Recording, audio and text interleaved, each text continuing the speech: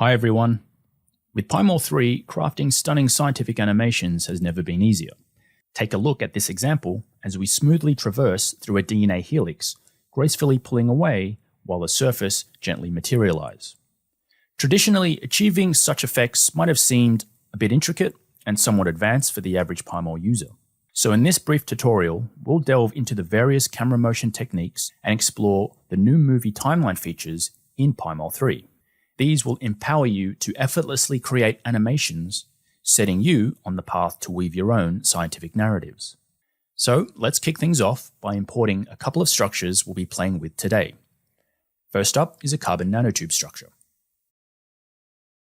along with a water molecule.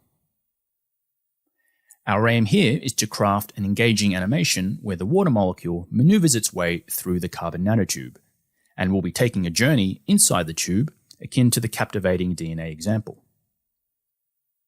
So first, let's open up the movie timeline. Now here we already have a camera track, but we'll want to add an object track for the water. Now within the water object track, we'll click on the transform subtrack to reveal the object Gizmo. This will allow independent manipulation of the water object. But first, we'll head over to the inspector, scroll down to the water object controls, and set a keyframe for the object motion, ensuring the playhead is at the start of the movie. Now we can drag the playhead a few seconds ahead, say 4 seconds, and here we can use the gizmo to position the water molecule on the other side of the nanotube. We'll also rotate it slightly to get a dynamic spin through the tube.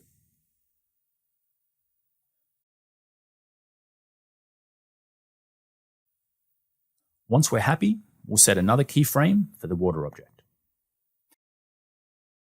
Now scrubbing back and forth on the timeline now showcases the changing position and orientation of the water, seamlessly interpolating between the two keyframes. Either right-clicking on the transform track or toggling the Show Gizmo button should hide the gizmo. Now, if you need to make minor adjustments so the water molecule travels perfectly down the barrel of the tube, you can always delete the keyframe and try again. Next, we'll show the water in spheres so it stands out a little. Now it's time to set our camera positions. We'll go back to the starting position, middle click, and zoom in on the water molecule. Here, we'll adjust the view to align the nanotube's barrel directly behind the camera. This is crucial as we plan to navigate backward through the tube following the movement of the water. Now we'll go ahead and store the camera position by setting a keyframe on the camera track. Let's fast forward to when the water molecule exits the nanotube. Refocus on the water. And then set another keyframe. And so now the camera should follow along the water molecule as it passes through the nanotube.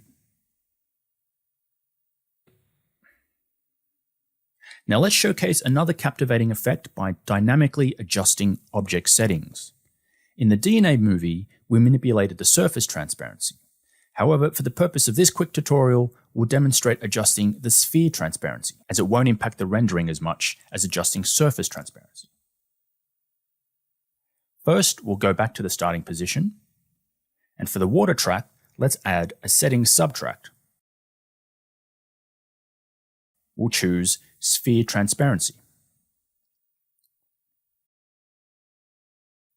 Over in the inspector, we see the new controls for the sphere transparency. It's currently set to 0, indicating no transparency for the sphere. So let's store that setting on the timeline by adding a keyframe. Now let's scrub to the end when the water is out, and let's make the water spheres completely transparent, revealing the stick representation underneath. And then let's store this setting here by setting another transparency keyframe. And so now, as the water molecule passes through the tube, we see the spheres gradually fade away.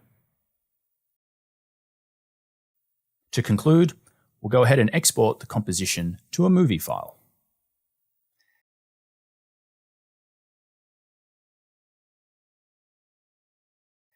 And that's it for this tutorial.